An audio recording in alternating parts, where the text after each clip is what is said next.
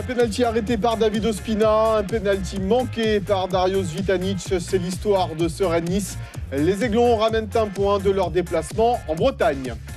Salut à tous, très heureux de vous retrouver sur le plateau du débrief sur Azure TV. Et puisque c'est la première émission de l'année, permettez-moi de vous souhaiter mes meilleurs voeux pour cette année 2014 en espérant peut-être une victoire en Coupe de France ou en Coupe de la Ligue pour l'OGC Nice cette saison. On y croit fortement. Dans cette émission, nous allons revenir bien évidemment sur ce Rennes-Nice en compagnie de notre consultant maison, fidèle au poste, Christophe Mélin. Salut Poussin. Salut Mika. Bonne année à toi. Merci, bonne année. Et notre invité en cette nouvelle année, le défenseur central du gym, Romain Genevois. Salut Romain. Ça va. Meilleurs vœux à vous aussi. Merci. Qu'est-ce qu'on peut vous souhaiter ? Que des bons résultats avec le GC Nice. On espère, évidemment. Alors, elle a plutôt bien commencé cette année 2014 par une victoire en Coupe de France et ce match nul contre Rennes. Oui, on a bien démarré. C'est vrai qu'on aurait aimé, bien sûr, remporter 3 points à Rennes, mais je pense que c'est un point qui va quand même compter par la suite. Bon, on va voir tout de suite comment ça s'est passé pour les Aiglons face à cette équipe de Rennes avec le grand format de ce match concocté avec soin par Marc Meffray. Et c'est parti pour cette 20e journée de Ligue 1, le déplacement de l'OGC Nice à Rennes.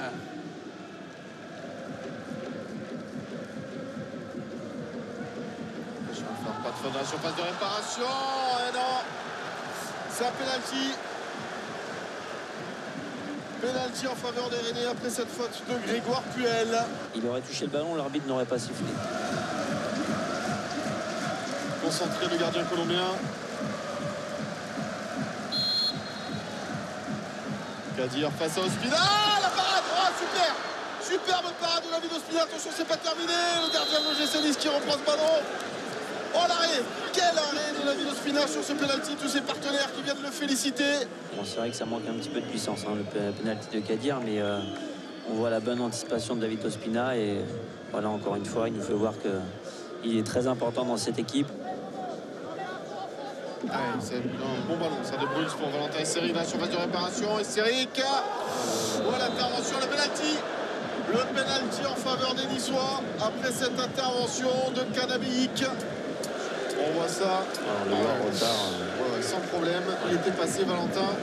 C'est l'occasion de retrouver un petit peu de confiance. Allez, pour son 8e but, pourquoi pas de la saison, Darius Vitanic.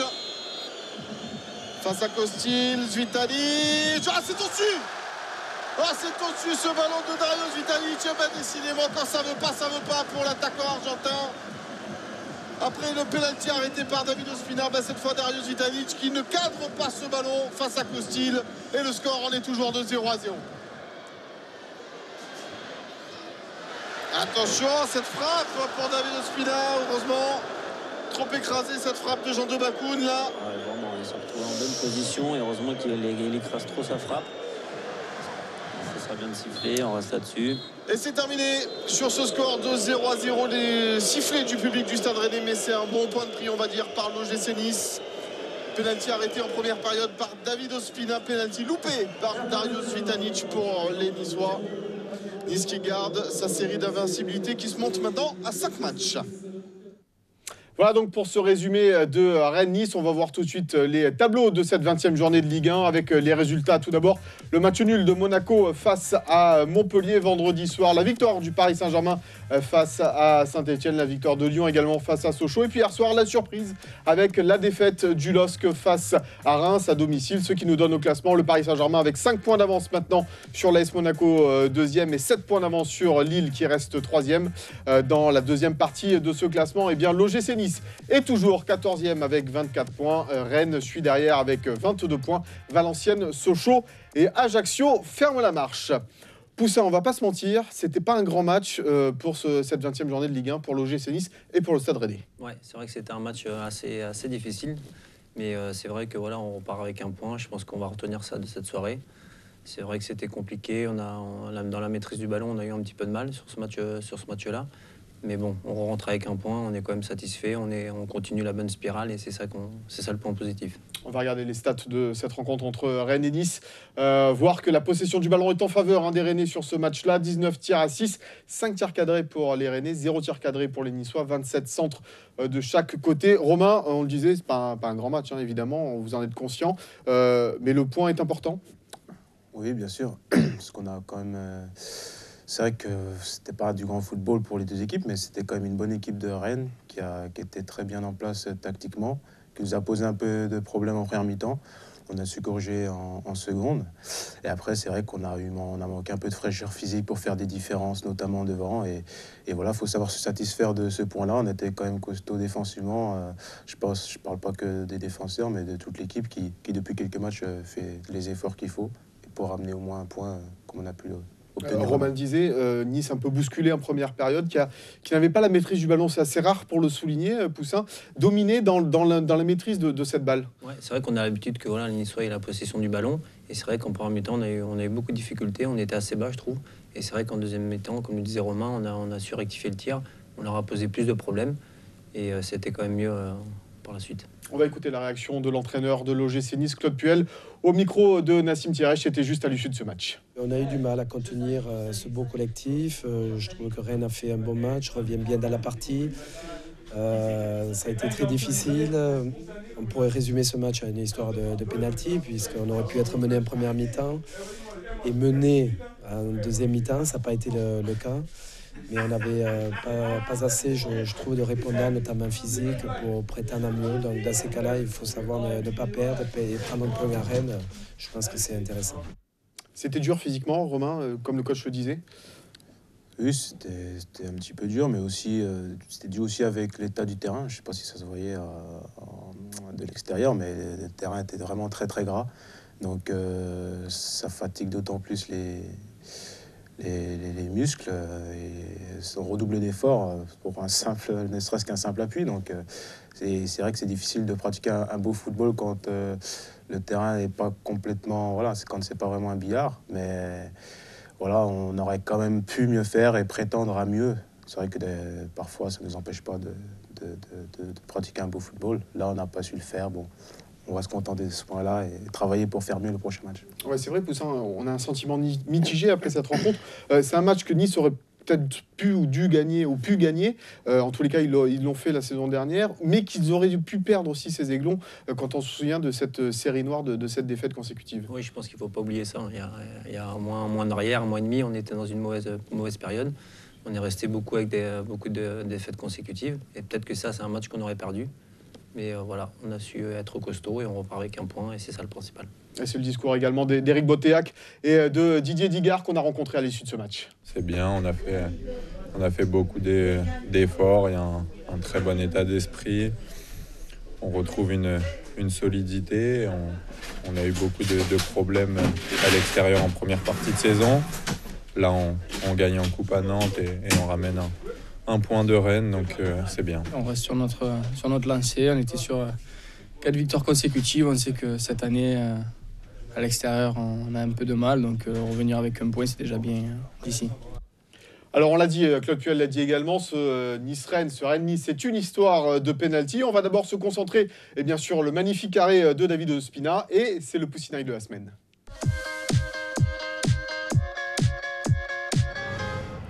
Poussin, évidemment, il faut mettre en valeur cette magnifique parade de David Ospina. On va revoir les images, vous allez nous commenter tout ça, bien évidemment. Oui, je pense que voilà, depuis son retour, on le disait, s'il fait beaucoup de bien à cette équipe, il rassure l'équipe, il rassure sa défense.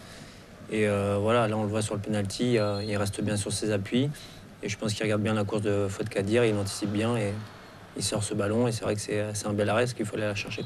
Dans la course, on voit que Fouad Kadir va tirer plat du pied comme ça. Ouais, je pense qu'il ouvre son pied parce que son pied d'appui est assez loin du ballon. Et je pense qu'il va ouvrir son pied et il a bien anticipé. Alors cet arrêt, évidemment, Romain, c'est la grande classe. D'autant plus que David, on sait, hein, il a encore un petit problème, il est encore un petit peu blessé au genou. Il joue quand même, il fallait la sortir celle-là. Hein. Oui, nous, on sait qu'il est très bon dans cet exercice-là. Après, c'est vrai qu'on dit souvent que si un joueur tire très bien le penalty, il a peu de chance pour le gardien de l'arrêter.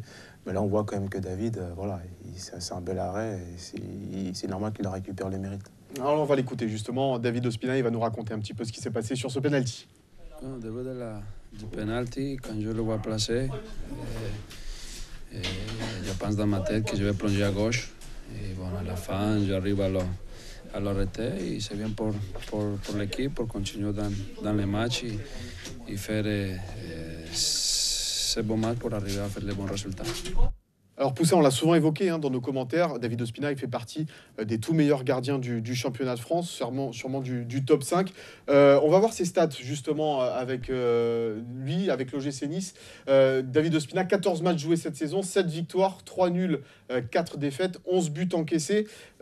Il répond présent, David. Oui, il répond présent et comme je disais tout à l'heure, je pense qu'il rassure vraiment l'équipe. Quand il est présent, voilà, ça fait 4 matchs qu'il est là, on n'a pas perdu. Donc c'est pas un hasard non plus. Et c'est vrai que même dans ses interventions dans le match, comme je le disais pendant le match, pendant le commentaire, des fois ça se joue à des fractions de secondes. Il anticipe toujours bien, il est toujours bien placé. Donc je le disais, il fait partie vraiment des meilleurs gardiens de notre championnat. Romain, c'est un garçon plutôt discret dans la vie, David Ospina. Comment il est sur le terrain justement? Si, on voit, et c'est vrai que comme a dit notre collègue Meslin, c'est vrai que il est très rassurant parce que nous, voilà, on sait qu'il fait partie des tout meilleurs de Ligue 1 et c'est vrai que pour la défense, c'est mieux pour nous de savoir qu'il est justement qu'il assure nos arrières. Et voilà, on voit par rapport au stade que c'est vrai que quand il est là, il fait énormément du bien. Et même s'il n'est pas encore tout à fait en 100%, on voit qu'il arrive à être décisif quand même. Ouais, parce qu'il y a des consignes pour ne pas lui donner le ballon en retrait, parce qu'il ne peut pas bien dégager du pied droit. Voilà, donc si on doit lui mettre en retrait, c'est sur son pied gauche. Et puis voilà, pour les 6 mètres. Ouais, on vous a vu. Les grands coups de satin en avant, là. On en a vu quelques-uns pendant le match. Ça arrive quasiment dans la surface de réparation du gardien adverse. Mais loin tout ça, ça va être en Benjamin qu'il faut tirer tous les coups francs, les 6 mètres. C'était une habitude. Il rassure beaucoup. Est-ce qu'il parle beaucoup? C'était la question de tout à l'heure. Mais est-ce qu'il parle beaucoup aux défenseurs? Oui, il nous parle souvent, presque tout le temps. Même quand ça joue très loin devant, il nous appelle pour nous parler de l'action juste avant. Et non, c'est vrai qu'il est discret, mais pas sur le terrain. Sur le terrain, il dit ce qu'il doit dire. Avec une grosse mentalité de gagneur aussi. Oui, bien sûr. Il a cette grinta, comme le coach aime bien dire. Et voilà, et il le montre par ses prestations et par son envie sur le terrain. Alors, David Ospina qui rit, évidemment, et Darius Vitanic, qui pleure. On va revoir l'image de son penalty manqué face à Benoît Costil. Poussin, qu'est-ce qu'on peut en dire? Voilà, on peut en dire que c'est un petit peu à l'image du Dario qu'on voit en ce moment, quoi. Je pense qu'il a un manque de confiance et voilà, ce penalty résume un petit peu sa mauvaise passe. Et c'est vrai que même dans le jeu, je trouve que, comme je disais dans le commentaire pendant le match, il décroche beaucoup. Je pense qu'il dézone beaucoup et je pense qu'on n'a pas besoin de Dario qui décroche autant. On a envie de le voir dans la surface de réparation, à la limite de la défense adverse. Donc il ne faut pas non plus qu'il perde ça de vue et que voilà, il a les qualités de buteur. On est conscient, tout le monde est conscient. Je pense qu'il va retrouver le chemin défilé, ça va repartir de l'avant. C'était dur, Romain, pour lui après le match. Il était comment, Dario? Honnêtement, j'ai pas bien fait l'attention. Je vais pas spécialement parler moi individuellement. Mais bon, on sait que c'est difficile pour un attaquant quand on traverse une période comme ça où on marque très peu. On va voir les stats justement de Dario sur les derniers matchs. Ce ne sera pas le premier à qui ça arrive et il faut que nous on l'aide aussi au quotidien. Il était bien sur les derniers entraînements. Il faut qu'il continue à l'être et que ça va revenir. J'en suis sûr. C'est un joueur de très grande qualité. Ses qualités n'ont pas disparu comme ça du jour au lendemain. Ouais, 7 matchs sans marquer de but, 602 minutes, presque plus de 10 heures, plus de 600 minutes sans marquer. Pour lui, Poussin, est-ce qu'il y a un peu un manque d'application ou d'implication de Dario en ce moment? Oui, évidemment, parce que quand on reste 7 matchs sans marquer, obligatoirement, on fait le geste qu'il ne faut pas, ou on fait les mouvements qu'il ne faut pas, le déplacement qu'il ne faut pas. Maintenant, voilà, ça n'enlève pas ses qualités de buteur, on les connaît. Il a déjà marqué beaucoup de buts l'année dernière. Il a déjà quand même marqué 7 buts cette année. Donc voilà, il lui suffit d'un but pour retrouver la confiance et je suis sûr qu'il en marquera plein d'autres. Alors c'est justement le discours de Claude Puel et d'Éric Botéa qu'on écoute, les deux hommes, au micro toujours de Nassim Thierry. C'est un fait de jeu et ça arrive. Même si David a fait un super arrêt en première mi-temps sur le penalty, aussi on raté le penalty. Dario a travaillé pour l'équipe, il s'est bien entraîné cette semaine et ça va revenir naturellement. On sait qu'il est à la recherche de son premier but depuis un bon moment, mais bon, voilà, c'est son premier match, il revient de vacances, on va le laisser tranquille. On a confiance en lui, on sait qu'il va nous en planter. Alors Darius Vitanic qui a le soutien de son entraîneur et de ses coéquipiers, mais aussi de la plupart des supporters de l'OGC Nice. Et pour les remercier, Darius Vitanic a publié ce message sur Twitter dès samedi soir. Vous êtes incroyables, je vous remercie pour vos paroles, je vous promets que cette situation va changer. Merci, ça prouve qu'il est impliqué, en tous les cas, Romain, dans cette équipe de l'OGC Nice, Dario, et qu'il est touché par ce qui lui arrive en ce moment. Oui, et je pense que les supporters lui rendent bien tout ce qu'il a donné jusqu'à maintenant au club. Et voilà, c'est mérité. Je suis content que ça se passe comme ça. Il n'y a que de cette façon-là qu'il va revenir à son meilleur niveau. Et voilà, c'est bien, je suis content pour lui. Dario qui s'exprime sur les réseaux sociaux, est-ce que vous êtes un peu, voilà, tout ce qui est Twitter, Facebook Non, pas du tout, on en a un peu parlé. C'est vrai que dans cette situation-là, ça peut aider, hein, j'avoue. Hein, si tu es un peu dans le trou et tu vois qu'il y a des personnes qui sont là pour toi, c'est vrai que c'est un petit plus. Après, bon, moi, j'ai la famille, honnêtement, ça me suffit amplement. Oui, ça permet aussi de faire passer des messages quand on veut pour Darius Vitanic. Alors, l'une des satisfactions, bien évidemment, de ce retour en forme des Aiglons, c'est la défense. Un but encaissé seulement sur les 5 derniers matchs, et ce, malgré des absences, parfois de Pecinovic, de Bonnemère. Mais Romain, avec Kevin Gomis, là, vous tenez plutôt bien la baraque en ce moment. Oui, on sait que Mathieu et Nema sont titulaires, qui font du bien à l'équipe. Et que c'est important, quand on a vu sur la première partie de saison, quand il y a des joueurs importants qui sont absents, que ça peine un peu l'équipe. Donc c'est important pour nous de rectifier ça, et comme l'année dernière, de montrer justement qu'il n'y a pas beaucoup de différence quand les cadres ne sont pas là. Et c'est bien pour nous de montrer qu'on est capable aussi de répondre présent sur ce genre de match qui était loin d'être évident. Et j'espère qu'on va continuer encore à faire le boulot. On va écouter Claude Puel et Didier Digard justement sur la solidité de cette défense de l'OGC Nice. Quand on ne prend pas de but, c'est pas l'affaire simplement des défenseurs. Ça veut dire que tout le monde a bien travaillé. Et il le fallait parce qu'on n'a pas concédé énormément d'occasions ce soir, d'occasions franches. Mais il y a eu quand même beaucoup, on a subi pas mal, on a eu beaucoup de mal à relancer, beaucoup de mal à se projeter vers l'avant et mettre de la qualité dans notre jeu. Donc on a affronté une belle équipe de Rennes. Et donc il faut savourer ce point. Je félicite mes joueurs parce qu'on a été très courageux dans l'adversité. Ce point, on est allé le chercher au forceps. Parce que sincèrement, je ne pense pas qu'on pouvait faire mieux. C'est une grosse satisfaction. On sait que ça facilite les choses quand on est solide défensivement. En plus, on a des absents, c'est une nouvelle charnière. Mais voilà, ils montrent qu'ils sont présents et qu'ils méritent leur place. Poussin, c'est intéressant d'avoir 4 solides défenseurs centraux dans une équipe. Oui, bien sûr. Surtout qu'en plus, Romain peut évoluer aussi sur le côté droit. Donc, c'est sûr que c'est important d'avoir. On se rend compte quand on a des blessés, on peut compter sur les remplaçants, entre guillemets. Et c'est vrai qu'ils ont fait vraiment 2 matchs costauds. Et c'est vraiment intéressant pour la suite. Il reste beaucoup de matchs à venir. Le mois de janvier, on l'a dit, est très costaud. On va enchaîner les matchs. Donc, c'est encourageant pour la suite. En plus, on voit, ça ne s'affole pas en défense. Même quand vous êtes un petit peu en difficulté, il y a de la sérénité quand même retrouvée. Oui, c'est important aussi de montrer qu'on panique pas, parce que faut montrer, voilà, faut pas montrer à l'adversaire qu'on a peur, qu'on panique, et il faut donner confiance aussi à l'équipe et montrer qu'on est là, qu'ils soient concentrés sur leur boulot à eux devant et que nous on gère derrière. Alors vous gérez tellement bien derrière, regardez cette scène cocasse en fin de match avec Kevin Gomis. Vous allez nous commenter tout ça, Romain, parce que vous n'êtes pas loin de l'action. Là, c'est l'arbitre qui a pris cher sur ce coup. Qu'est-ce qu'il veut faire, Kevin, là? C'est volontaire ou pas? Je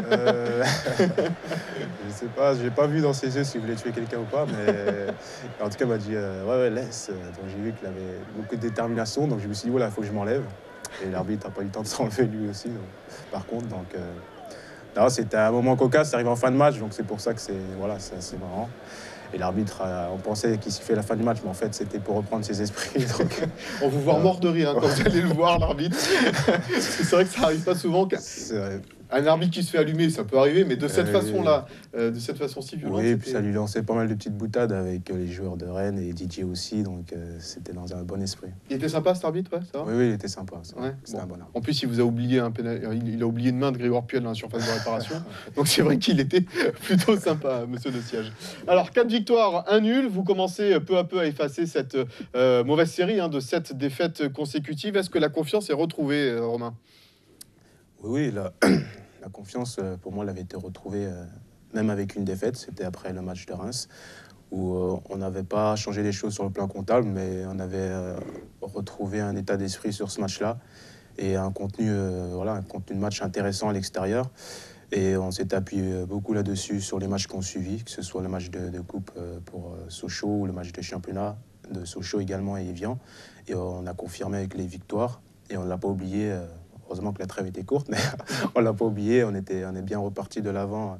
Voilà, en coupe à Nantes. Et là, c'est un peu de manque de fraîcheur pour Rennes, mais c'était quand même bien de ne pas perdre ce match. On a posé la question évidemment à Claude Puel. Comment faire pour que cette série dure ou perdure? Écoutez la réponse de l'entraîneur niçois. Et la faire perdurer, on sait ce qui nous attend derrière. On va à Nantes pour un quart de finale. Avec pas mal de blessés, puisqu'on a Pessinovic, Bonnemer également qui sont sur le flanc. Il y a Traoré, il faut voir si on peut le récupérer ou non. Donc c'est quand même très très costaud ce qui nous attend. Beaucoup de matchs à l'extérieur, beaucoup de matchs décisifs, entre guillemets. Et j'espère qu'on aura matière à répondre présent. Gros mois de janvier, Poussin, évidemment, pour cette équipe de l'OGC Nice. Là, il y aura le déplacement donc à Nantes en Coupe de la Ligue, la réception d'Ajaccio en championnat, le déplacement à Marseille en Coupe de France, puis la réception de Montpellier avant un gros match à l'Alliance Riviera le 1er février face à Lille.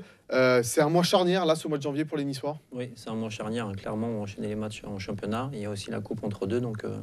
Et ça va être important aussi parce qu'il y a eu aussi 2 blessés entre Valentin et Eric qui sont sortis un petit peu en boitant.